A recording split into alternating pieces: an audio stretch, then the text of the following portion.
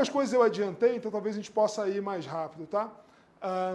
Aquilo que eu disse para vocês, né? Dado não é dado, todo dado tem que ser produzido.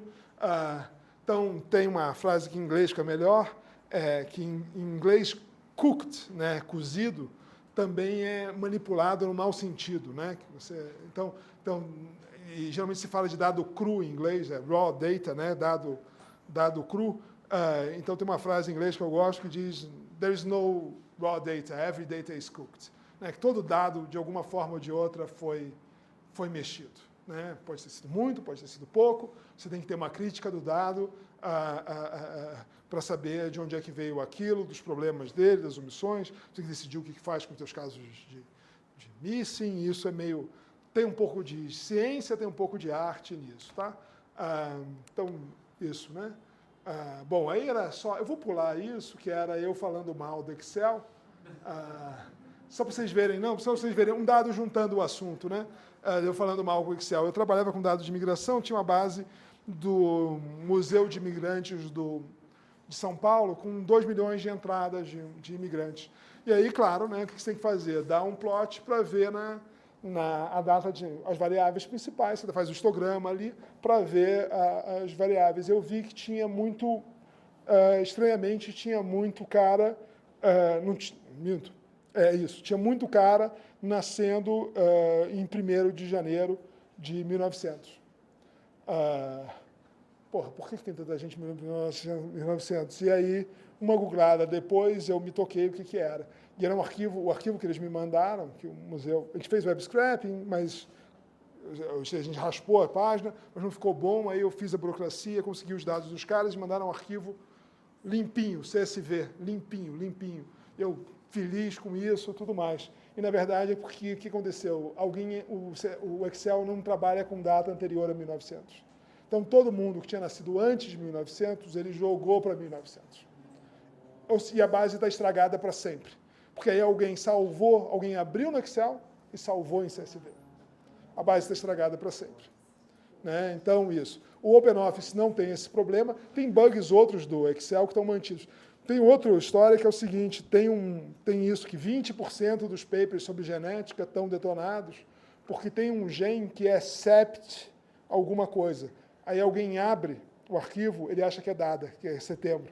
Então, o pessoal de genética também sofre com isso. Então, a recomendação é não usar Excel, usa Excel só para brincar, coisa assim, mas eu sempre tento...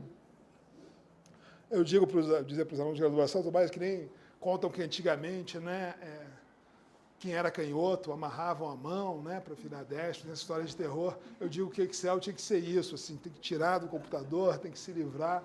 É muito ruim mesmo, tá? Uso de Big Data no governo, né? Para que serve? Bom, tanto já adiantei, a ideia de fraude e corrupção, padrões anômalos, foi o que eu falei para vocês, é uma coisa que não era feito estranhamente, mas passou a ser feito, e muito bem feito, já no governo Temer, que é cruzar as bases de dados para identificar, tipo, o cara está no cadastro único lá, no CAD único, ganhando do Bolsa Família, e ele aparece tendo uma Ferrari, não, seja lá o que for, né, acende uma luzinha para saber o que está acontecendo. Eu estava trabalhando também num grupo discutindo seguro-defesa. Seguro-defesa, sabem o que é, pessoal? Que você paga para o pescador, custa caro, custa 1/12 do Bolsa Família e atinge um público bastante limitado, né? E é um problema de focalização muito ruim, né? Se você compara os municípios onde as pessoas recebem e os municípios onde no censo tem pescador, não tem muita aderência. Parece que você for lá em Natal, lá nas dunas, parece que todos aqueles bugueiros, todo mundo tem seguro-defeso. Né, que você recebe ele é caro, né, porque ele é um salário mínimo, 4 meses o cara recebe. Né, varia no período de pesca ali. Então, ele é caro, claro, comparado com o Bolsa Família, que o valor é muito baixo, e o foco é relativamente ruim. Claro que não é um miserável, né, que não é um cara rico também, mas o foco dele é muito ruim. E aí você conseguia, eu me lembro dos casos da CGU, lá tinha um sujeito estava registrado como pescador, sei lá onde, no norte do Brasil, e eles conseguiram o dado da Caixa Econômica, e o cara sacava o defeso em Porto Alegre há 10 anos. Assim, porra, né? Alguma coisa você tinha que fazer. Não é possível que aquele pescador, que deveria ser o pescador artesanal, né, viajasse para Porto Alegre para visitar os seus parentes. Provavelmente aquele cara, né, é um cadastro super problemático, tudo isso, e agora foi até aumentado graças a... que eu achei meio bizarro, né? Foi meio aumentar, foi por causa do derramamento de petróleo lá, foi ampliado por mais 2 meses, né? Você falou interessante. Eu trabalhei na época fazendo análise, até aqui em Brasília tinha muitos pescadores cadastrados. Tem coisas estranhas disso, assim, mas é aquilo. Mas era complicado mesmo. Eu fiz alguma coisa que era, tipo, pegar as portarias do IBAMA lá e do meio ambiente e ver onde é que era. E aí tem coisas, mas também é difícil você identificar evidentemente se o cara era ou não, né? Mas aquilo é uma maçaroca que virou um problemão, né? Virou um problema grave e é um problema com foco muito ruim, né? Tem dados fraudados também, né? Tem alguns algoritmos que permitem você identificar se o cara inventa número, né? Tem algumas regras matemáticas super curiosas que a gente não vai entrar aqui, mas que você consegue identificar se alguém está inventando o número, porque o número inventado segue padrões diferentes do número que é observado na natureza. Então, você consegue fazer isso, né? Gente que... mas imagina isso... Não, pode ter isso, ou sujeito ganhando muito na loto, né, tudo mais. Ou então, mas agora imagina o seguinte, né? Vamos fantasiar aqui o dia que a Receita cruzar os dados do Instagram das pessoas com o CPF, né? Eu acho que a gente não está longe disso. A gente pode fazer isso.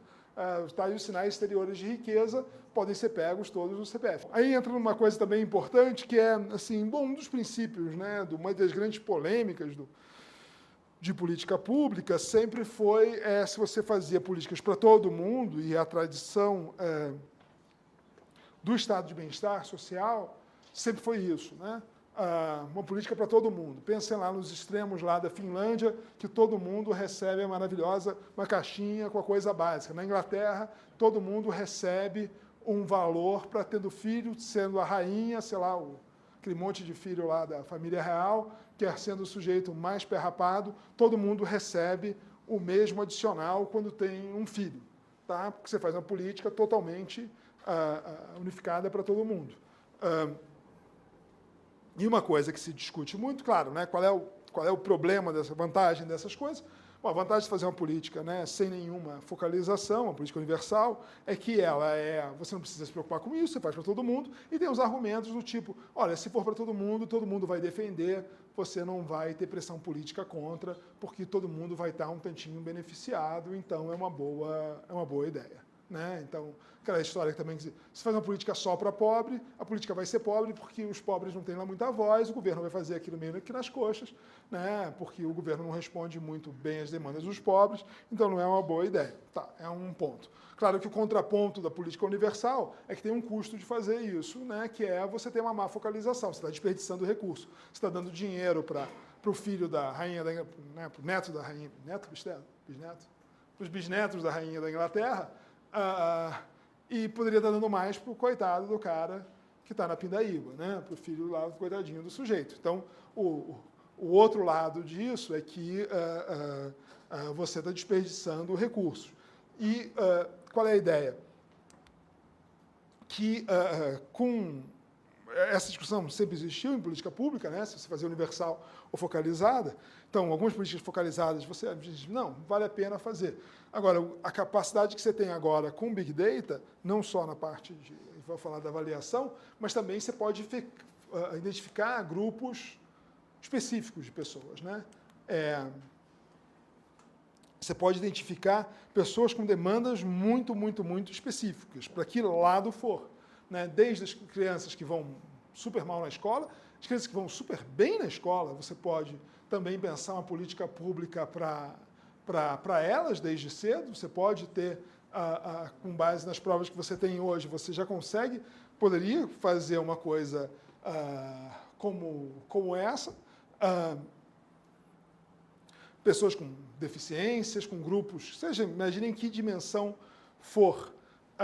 Isso você pode agora não mais focar pensando, não, só para os pobres, Você pode pensar num pobre de um certo tipo, estou exagerando aqui, mas vamos imaginar que eu tenho um sujeito que eu identifico lá que os pais dele estão sempre com uma doença recorrente, tem alguma coisa. Eu posso pensar numa política pública para aquele pessoal que está com os pais tendo uma doença recorrente, ou os avós que estão tendo uma doença recorrente, e isso para a família poderia, potencialmente. Estou falando sempre de potencialmente aqui, tá? Estou falando de o que seria o ideal para isso. Então, agora, eu não preciso só pensar o cidadão como, não, aqui estão os pobres, aqui estão os ricos, então meu dilema é fazer para todo mundo ou só para os pobres. Pode ter outras dimensões aí que não sou capaz nem de imaginar, que você pode fazer para isso. Nudge diferenciados. Essa coisa também em política pública está muito quente, que é a ideia de você, o nudge é você dar o cutucãozinho, dessas coisas de psicologia, economia comportamental, de você dar incentivo para as pessoas por grupos diferentes. Então, talvez, você tem que fazer com que as pessoas vão fazer o exame, sei lá, um exame, mamografia. Você precisa que as pessoas vão fazer o exame. Claro que eu estou pensando mais ou menos num país em que tem essa possibilidade, que está faltando as pessoas irem, não um lugar em que o mamógrafo está quebrado. Então, você pode ver o seguinte, olha, dependendo, eu posso mandar para essas pessoas mensagens de texto, e cada uma dessas mensagens eu posso ver qual é que funciona mais com o melhor grupo. Eu faço um experimento, agora vocês tiveram lá o prêmio Nobel do pessoal de economia que justamente trabalha com isso, mas você pode fazer com essa ideia de nudge pensando nisso. Eu testo com um grupo menor, mando várias mensagens dizendo, e esse é um caso real, narrado pelo pessoal que até se apresentou na ENAP, que eles lidam com isso, que eles fizeram isso para Israel, não me lembro direito qual era o exame, mas numa mensagem eles diziam assim, pense na sua família, exame é importante. No outro era, você tem que fazer já, e não dava maior explicação. Faziam isso. Mandavam, viam qual era a melhor taxa de retorno e viam dentro de cada tipo de mensagem qual grupo tinha a maior taxa de retorno. E aí, uma vez fazendo isso, podia mandar as mensagens para os grupos, tentando antecipar para fazer o nudge certinho que funciona para aquele tipo de mulher, para aquele tipo de grupo, qual que teria o maior efeito. Tá? É a mesma coisa que para o mal, os grupos, para o mal, quando você quer influenciar politicamente, os caras fazem eleição. Ver qual grupo é mais cutucado por uma política ou não. Eu já falei um pouco disso, buscas ativas de potenciais beneficiados, aquilo de você chegar e ir atrás do cara. Você tem um dado do cara de educação, você tem um dado do cara de saúde, você tem um dado do sujeito do cadastro do Bolsa Família, seja lá o que for. Então você pode, eu quero encontrar o cara, eu posso mandar uma mensagem de texto para o sujeito, eu posso mandar um e-mail para o cara, eu posso ir atrás do sujeito e dizer, ou então coisa que o governo está evoluindo rápido, que são os serviços online. Então, imagina, você entra no serviço online e aí diz, olha, você tem um perfil que talvez você, da mesma forma que a Amazon faz, se você comprou isso, você talvez se interesse por isso. Aí o cara entra lá num serviço qualquer e você diz, olha, se você está preocupado está buscando esse serviço público de emprego, sei lá, talvez esse serviço público seja bom para você também. A mesma coisa que a Amazon faz com a base de dados assim, potencialmente poderia ser utilizada para o bem, para a gente conseguir alcançar as pessoas que realmente poderiam ser beneficiadas. Então, esse tipo de tecnologia está em alcance, é totalmente possível fazer, tem um certo esforço grande aí. Então, o exemplo que eu falei, a Amazon sabe meus gostos. A Amazon só se dana quando eu compro fora dela, porque ela me sugere coisas que eu já tenho. Mas o Estado poderia ter isso. Olha, você está precisando de tal programa, talvez o outro programa seja bom para você também. Você nem sabia que existia, Você nem sabia que ele poderia ser útil para você. Tá? E a outra função ótima de Big Data e disso é para avaliar políticas públicas. Isso já está sendo feito cada vez mais. Conforme você acumulou dados sobre os indivíduos, desde as provas lá do INEP, isso já está sendo feito no Brasil, e você tem eles entrando no mercado de trabalho, você já pode, sabendo que programas eles participaram, que foi acontecendo nas escolas deles, tudo mais, você, mesmo sem, não é tão perfeito quanto experimentos, mas você pode saber o que funciona ou não para os indivíduos, né? O que é só impacto de curto prazo, o que são impactos de longo prazo, tem toda uma longa, interessante e crescente literatura sobre avaliação de impacto. E o jeito de fazê-la melhor é tendo dados longitudinais do indivíduo. Você está acompanhando o cara, você não tem só uma foto, né? Você tem o cara desde o... Você pode fazer, quer dizer, hoje linkar isso, o pessoal do IPEA Data Lab lá já fez um tanto, e eu não sei se eles avançaram nisso, mas a princípio você poderia até linkar o tal do SINASC, que é quando o indivíduo nasce, que quando o cara nasce, tem lá uma nota que ele recebe de acordo com os... Hã? Como é que é? Apigar, isso, misturei tudo. SINASC é o nome da base? Não, misturei tudo. Apigar. Bom, outras coisas que você pode fazer, né, para avaliação de políticas públicas. Você pode ver alertas de coisas que estão acontecendo, né? Assim, avaliar a demanda do cidadão. Isso, ver que as buscas estão sendo feitas num site para isso. Alertas de engarrafamento, de coisas de engarrafamento dos serviços públicos mesmo, você pode fazer isso. Sair daquela coisa tenebrosa de, no máximo de avaliação que você tem que ter, apertar assim, a carinha rindo, carinha ali, que é alguma coisa, mas não é uma maravilha.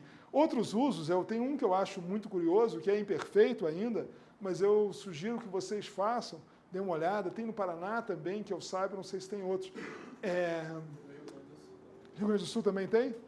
Não sabia, o que é muito curioso, não sei se está... Esse aqui tem uns probleminhas e tudo mais, mas é muito legal. Você coloca o produto e ele diz nas proximidades, eu acho que do Paraná ou de lá que diz nas proximidades, qual foi o preço da venda. Então você coloca caneta Bic azul, e aí ele diz, foi vendida tantas por esse preço. Então você está tendo busca instantânea de preço. Busca de preço, que não é a busca da internet que você está fazendo, a busca pelo que foi vendido na venda do seu Zé, né, na rua tal. Sim, isso você tem, sim. Secretaria de Fazenda do DF também tem. Também tem? Está funcionando isso? Não tinha. Tem que ter perfil de acesso. Tá, não sabia. Porra, tem que colocar. Se você sabe, é verdade o que me disseram isso. Me confirma, se você não puder dizer, aí você só pisca assim e tudo bem. É verdade que vocês têm, se um contador de uma empresa de São Paulo já tem algum registro suspeito, quando o cara entra aqui na fiscalização ele já é parado? É verdade isso? Eu sei que você está mentindo, mas tudo bem. Eu sei que você está mentindo, mas tudo bem. Se você disser, você tem que me matar, né? Eu ouvi dizer isso, que existia um sistema que se o contador da empresa que está vendendo já tivesse algum podre, o cara, quando entrasse aqui no DF, a polícia parava. Mas, bom, tudo bem. Então, fica uma ideia. Outra coisa que eu acho super legal, que alguns países têm, é nowcasting, né? Não é o forecasting, é nowcasting. Você sabe, você pode ter o nível de atividade econômica instantâneo, né? Estimando a partir... Como é que você faz isso? É basicamente tranquilo, né? Você olha um pouco para trás, relaciona com algumas variáveis, do tipo circulação de veículos, vendas nos restaurantes, uma atividade qualquer, que é um indicador de nível de atividade, e aí você usa a informação instantânea que você tenha. Na Inglaterra, você tem isso para Londres, no uso do transporte público, porque eles viram que era uma proxy que você consegue instantaneamente ter uma estimativa da atividade econômica, se o país está crescendo ou não, se a cidade está indo bem ou não, você pode fazer isso, né? Aqui você também pode usar aquelas, né, câmeras lá, as câmeras de multa ali, você poderia ter uma estimativa feita a partir disso, claro, vai ter milhões de problemas, tudo mais, mas dá para ter alguma estimativa disso, de nowcasting que você chama.